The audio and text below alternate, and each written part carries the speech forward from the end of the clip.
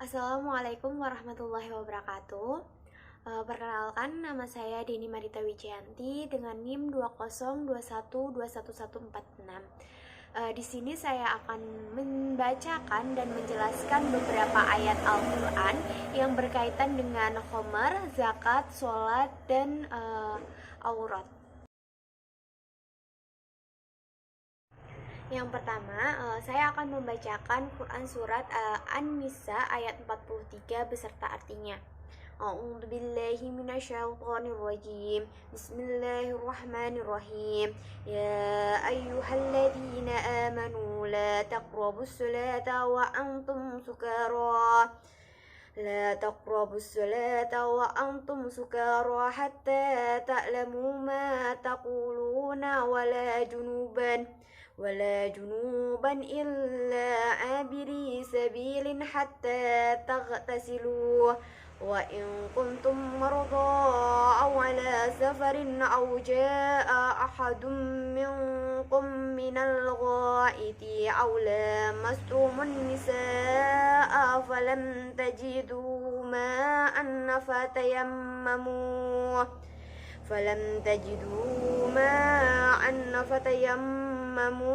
صعيدا طيبا فامسحوا برجوهكم وأيديكم إن الله كان عفوا غفورا. Yang artinya, wahai orang yang beriman, janganlah kamu mendekati sholat ketika kamu dalam keadaan mabuk, sampai kamu sadar apa yang kamu ucapkan, dan jangan pula kamu hampiri masjid ketika kamu dalam keadaan junub, kecuali sekedar melewati untuk jalan saja, sebelum kamu mandi junub. Adapun jika kamu sakit atau sedang dalam perjalanan atau sehabis buang air atau kamu telah menyentuh perempuan sedangkan kamu tidak mendapat air, maka bertayamumlah kamu dengan debu yang suci. Usaplah wajahmu dan tanganmu dengan debu itu. Sungguh Allah Maha Pemaaf, Maha Pengampun. Dalam ayat tersebut, Quran Surat An-Nisa ayat 43, ada beberapa poin yang harus kita teladani atau yang harus kita ambil manfaatnya. Yakni yang pertama, bahwasanya kita dilarang untuk memasuki masjid atau dilarang untuk sholat ketika kita dalam keadaan mabuk atau hilang kesadaran. Yang kedua, ketika kita dalam keadaan yang tidak suci atau dalam keadaan junub, maka kita dilarang untuk sholat sebelum kita melaksanakan mandi besar atau mandi junub. Yang selanjutnya, ketika kita dalam keadaan setelah buang air kecil atau setelah kita menyentuh perempuan ataupun laki-laki yang bukan mahramnya, maka kita diwajibkan untuk berwudu, bersuci kembali, atau ketika dalam keadaan tersebut tidak mendapatkan air, maka kita disuruh atau melaksanakan tayamum begitu. Lalu kemudian setelah saya membaca ayat ini dan beserta artinya, dan saya sudah mengambil kesimpulannya, saya berpikir bahwasanya kita sebagai seorang mukmin, ketika kita menjalankan sholat, maka kita dalam keadaan yang tidak hilang kesadaran, atau kita dalam keadaan sadar dan kita dalam keadaan yang suci, tidak dalam keadaan, kalau sebagai perempuan tidak dalam keadaan haid atau tidak dalam keadaan yang kotor. Kemudian ketika kita sholat, maka kita harus mensucikan diri kita terlebih dahulu dengan berwudu atau bertayamum begitu. Kemudian menanggapi isu-isu yang udah beberapa tahun belakangan ini maraknya minuman keras yang mengakibatkan manusia kehilangan kesadaran, maka bagi saya orang-orang yang sudah sudah berkecanduan dengan minuman keras tersebut dan berpikir bahwa jika tidak meminum minuman tersebut yang beralkohol atau yang mengakibatkan kehilangan sadaran itu tidak dapat berpikir atau ingin mengistirahatkan pikiran sejenak, menurut saya perlahan-lahan dikurangi, perlahan-lahan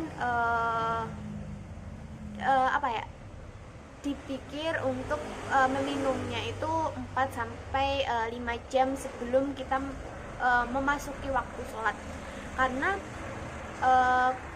karena sesuai dengan apa yang saya tangkap waktu pembelajaran tafsir kemarin, bahwasanya ketika seseorang yang mabuk dia akan kembali sadar ketika sudah memasuki 4 sampai 5 jam. Begitu. Jadi kalau semisal kita memasuki waktu sholat subuh, biasanya kan teman-teman atau orang-orang itu mabuk-mabuk itu kan seringnya malam. Nah, kalau kita mau melaksanakan sholat subuh yang dilaksanakan jam 4 atau jam setengah 5, maka setidaknya kita jika ingin meminumnya ya 5 jam sebelum waktu sholat subuh tersebut, begitu. Dan untuk karena mabuk itu juga diharamkan oleh Allah, maka kita juga berusaha untuk mengurangi dan kalau bisa juga menstop meminum minuman keras, begitu. Terima kasih. Ini penjelasan dari Quran surat An-Nisa ayat 43. Yang kedua, saya akan membacakan Quran surat Al-Isra ayat 78 sampai 79. Bismillahirrahmanirrahim. Aqimis sholata liduluki syamsi ila ghashakil laili wa qur'anal fajr. Innal qur'ana fajri kana mashhuda. Wa minal laili fatahajjad bihi nafilatan laka asa ay yab'athaka rabbuka maqaman mahmuda, yang artinya laksanakanlah sholat sejak matahari tergelincir sampai gelapnya malam, dan laksanakanlah pula sholat subuh. Sungguh, sholat subuh itu disaksikan oleh malaikat. Dan pada sebagian malam, lakukanlah sholat tahajud sebagai suatu ibadah tambahan bagimu. Mudah-mudahan Tuhanmu mengangkatmu ke tempat yang terpuji. Dari Quran surat Al-Isra ayat 78 dan 79, saya dapat mengambil beberapa pembelajaran. Yang pertama, bahwasanya kita sebagai umat Islam, umatnya Allah, kita harus melaksanakan sholat 5 waktu. Yang kedua, dijelaskan bahwasanya betapa mulianya sholat subuh, sampai sholat subuh disaksikan oleh para malaikat secara langsung. Yang ketiga, bahwasanya sholat tahajud sebagai sholat tambahan, sebagai sholat sunnah adalah suatu sholat yang dapat menghantarkan kita kepada tempat yang terpuji. Nah, itu beberapa pembelajaran yang saya petik langsung di Quran surat Al-Isra ayat 78 sampai 79. Dan dari surat tersebut saya dapat merenungi bahwasanya kita sebagai seorang muslim, sebagai umatnya Allah, sebagai umat yang melaksanakan perintah-perintahnya, kita harus melaksanakan sholat 5 waktu, dan jangan melalaikan salah satunya. Dan sebangun-bangunnya kita, setidur-tidurnya kita, secapek-capeknya kita, jangan sampai kita melalaikannya. Jangan sampai sesibuk-sibuknya kita tidak dapat menyempatkan sholat 5 waktu yang diperintahkan oleh Allah. Kemudian di situ saya baru mengetahui bahwasanya sholat subuh adalah sholat yang disaksikan langsung secara langsung oleh para malaikat. Kemudian di sini juga dijelaskan bahwasanya sholat tahajud adalah sholat yang paling mulia, dan sebagai sholat tambahan, meskipun sebagai sholat tambahan sholat tahajud ini dapat menghantarkan kita kepada tempat yang terpuji, tempat yang diridhoi oleh Allah, tempat yang mungkin nanti menghantarkan kita ke surganya Allah Subhanahu wa taala. Begitu yang dapat saya sampaikan dari Quran surat Al-Isra ayat 78 sampai 79. Kemudian yang ketiga, saya akan membacakan Quran surat Al-Baqarah ayat 187. Bismillahirrahmanirrahim. Uhilla lakum laylatash syiyamir rafathu ila nisaikum hunna libasul lakum wa antum libasul lahunna alimallahu annakum kuntum tahtanuna anfusakum fataba alaikum wa afa ankum فالآن باشروهن وابتغوا ما كتب الله لكم وكلوا واشربوا حتى يتبين لكم الخيط الأبيض من الخيط الأسود من الفجر ثم أتموا الصيام إلى الليل ولا تباشروهن وأنتم عاكفون في المساجد تلك حدود الله فلا تقربوها كذلك يبين الله آياته للناس لعلهم يتقون, yang artinya dihalalkan bagimu pada malam hari puasa bercampur dengan istrimu. Mereka adalah pakaian bagimu dan kamu adalah pakaian bagi mereka. Allah mengetahui bahwa kamu tidak dapat menahan dirimu sendiri, tetapi Dia menerima tobatmu dan memaafkan kamu. Maka sekarang campurilah mereka dan carilah apa yang telah ditetapkan Allah bagimu. Makan dan minumlah hingga jelas bagimu perbedaan antara benang putih dan benang hitam, yaitu fajar. Kemudian sempurnakanlah puasa sampai datang malam. Tetapi jangan kamu campuri mereka ketika kamu beriktikaf dalam masjid. Itulah ketentuan Allah, maka janganlah kamu mendekatinya. Demikianlah Allah menerangkan ayat-ayatnya kepada manusia agar mereka bertakwa. Dari Quran surat Al-Baqarah ayat 187, saya dapat mengambil beberapa pembelajaran bahwasanya puasa adalah menahan diri dari segala sesuatu yang dapat membatalkannya. Dan dari situ dijelaskan mengenai jika sepasang suami istri tersebut ingin melaksanakan hubungan selayaknya suami istri, maka diharamkan dilaksanakan ketika berpuasa, tapi dapat dilakukan pada saat malam hari setelah melaksanakan ibadah puasa. Begitu.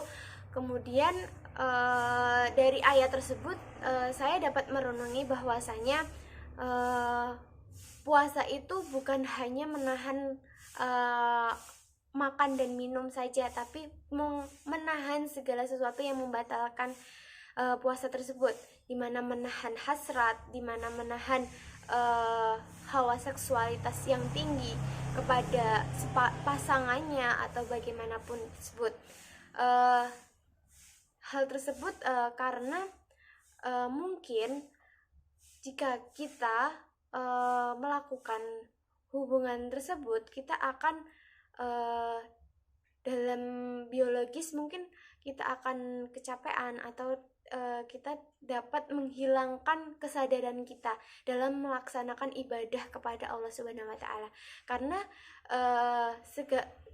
ketika kita melaksanakan ibadah kepada Allah Subhanahu wa taala, kita harus melaksanakannya dalam keadaan sadar. Seperti kita melaksanakan sholat, kita melaksanakan ibadah haji maupun ibadah umroh.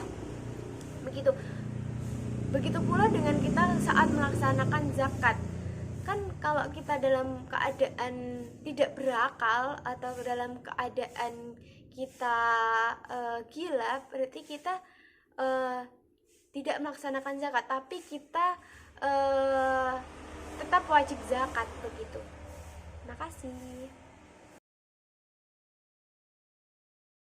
Yang selanjutnya saya akan membacakan Quran Surat At-Taubah ayat 103. Bismillahirrahmanirrahim. Khudh min amwalihim shadaqatan tutahhiruhum wa tuzakkihim biha wa shalli 'alaihim inna salataka sakunna lahum wallahu sami'un 'alim. Yang artinya, ambillah zakat dari harta mereka guna membersihkan dan menyucikan mereka, dan berdoalah untuk mereka, sesungguhnya doamu itu menumbuhkan ketentraman jiwa bagi mereka. Allah Maha mendengar dan Maha mengetahui. Dari Quran Surat At-Taubah ayat 103, kita dapat mengambil pelajaran bahwasanya kita diwajibkan untuk berzakat. Tujuannya untuk membersihkan dan menyucikan diri kita dari dosa-dosa kita yang sudah kita perbuat. Nah, selain itu menurut saya berzakat itu guna untuk memberikan sebagian harta kita kepada orang lain, karena pepatah yang sering saya dengar, sebagian hartamu adalah milik orang. Berarti sekecil apapun yang kita miliki, sekecil apapun yang kita dapatkan, kita harus menzakati dan memberikannya kepada orang lain yang lebih membutuhkan daripada kita. Gitu. Terima kasih. Kemudian saya akan membacakan Quran Surat An-Nur ayat 30. Bismillahirrahmanirrahim. Qulil mu'minina yaghuddu min absarihim wa yahfadhu furujahum dzalika azka lahum innallaha khabirum bima yasnaun. Yang artinya, katakanlah kepada laki-laki yang beriman agar mereka menjaga pandangannya dan memelihara kemaluannya. Yang demikian itu lebih suci bagi mereka. Sungguh Allah Maha mengetahui apa yang mereka perbuat.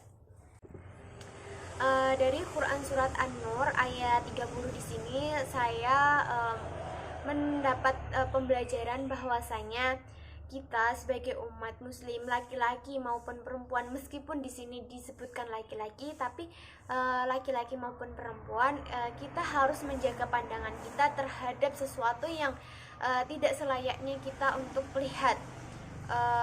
Mungkin kenikmatan kita ketika kita melihat cowok yang ganteng atau cewek yang ganteng, atau cowok yang cool, atau cewek yang mungkin memiliki karisma yang dapat memberikan rasa jatuh cinta, mungkin itu adalah kenikmatan dunia. Tapi janganlah kita terlena dan memandangnya secara berlebihan begitu. Dan selain kita menghindari hal-hal seperti itu, kita juga harus menjaga diri kita dari pandangan kita sendiri.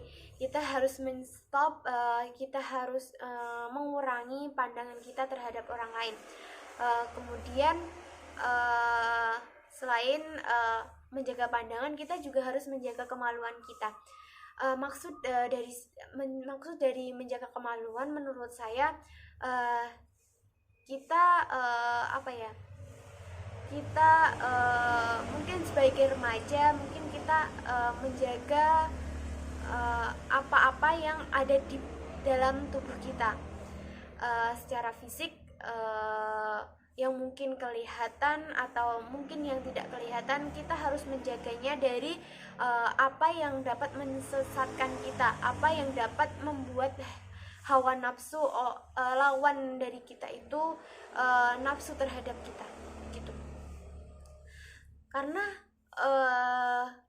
kalau kita sudah seperti itu, sampai pada tahap orang lain memandang kita dan menjadikan hawa nafsunya meningkat, itu akan berbahaya bagi diri kita sendiri gitu. Terima kasih. Yang selanjutnya saya akan membacakan Quran surat Al-Ahzab ayat 59. Bismillahirrahmanirrahim. Ya ayyuhan nabiyyu qul li azwajika wa banatika wa nisa'il mu'minina yudnina 'alayhinna min jalabibihinna dzalika adna an yu'rafna fala yu'dayin wa kana Allahu ghafurur rahima. Yang artinya, wahai Nabi, katakanlah kepada istri-istrimu, anak-anak perempuanmu, dan istri-istri orang mukmin, hendaklah mereka menutupi jilbabnya ke seluruh tubuh mereka. Yang demikian itu agar mereka lebih mudah untuk dikenali, sehingga mereka tidak diganggu, dan Allah Maha Pengampun, Maha Penyayang. Dari Quran surat Al-Ahzab ini, di sini pada ayat 59 saya dapat mendapatkan beberapa pembelajaran, yakni yang dimana pertama, bahwasanya perempuan diwajibkan untuk menutup aurat tanpa terkecuali terhadap laki-laki juga. Untuk batasan aurat mungkin di sini tidak dijelaskan, tetapi di sini juga tapi di sini ditekankan bahwasanya seorang perempuan itu diperintahkan untuk menjulurkan pakaiannya ke seluruh tubuhnya. Dan dari sini betapa pentingnya menutup aurat untuk menjaga keselamatannya. Namun dalam keadaan yang sekarang, di mana style perempuan yang sudah bermacam-macam, perempuan memakai jilbab yang sudah bermacam-macam modelnya, menurut saya selagi tidak mengundang hawa nafsu terhadap laki-laki, mungkin sah-sah saja. Dan apa yang sudah disampaikan Pak Ahmadin pada pembelajaran waktu itu, bahwa pakaian, cara berjilbab itu merupakan sebuah budaya yang mungkin berbeda-beda antara satu dengan yang lainnya, dan hal tersebut jangan sampai kita mengeklaim bahwa diri kita yang sudah memakai jilbab yang syar'i, yang sudah memakai jilbab yang mungkin udah menutup dada, menutup aurat sampai menutup pantatnya, jangan mengklaim bahwa diri kita itu adalah diri yang paling baik, karena kita tidak tahu amalan-amalan apa yang mereka sudah berbuat, dan kita tidak tahu ketakwaan kepada Allah yang seperti apa yang mereka sudah lakukan. Seperti itu. Mungkin bagi saya berpakaian itu adalah hak pribadi, tapi jangan sampai kita melalaikan kewajiban kita kepada Allah untuk menutup aurat, untuk tidak sampai dalam keadaan mengakibatkan hawa nafsu lawan jenis, seperti itu. Terima kasih. Mungkin itu saja yang dapat saya sampaikan. Kurang lebihnya saya mohon maaf. Bila ada kurangnya itu datangnya dari saya, tapi bila ada lebihnya itu datangnya dari Allah Subhanahu wa Ta'ala. Terima kasih juga kepada Pak Ahmadin yang sudah memberikan tugas ini, yang menjadikan saya berpikir untuk lebih berpikir kritis dalam menyikapi, dalam membaca teks-teks Al-Quran. Jangan sampai hanya menafsirkannya secara tekstual, tapi menafsirkannya secara kontekstual, secara apa yang terjadi pada saat ini. Begitu. Terima kasih dan mohon maaf. Wassalamualaikum warahmatullahi wabarakatuh.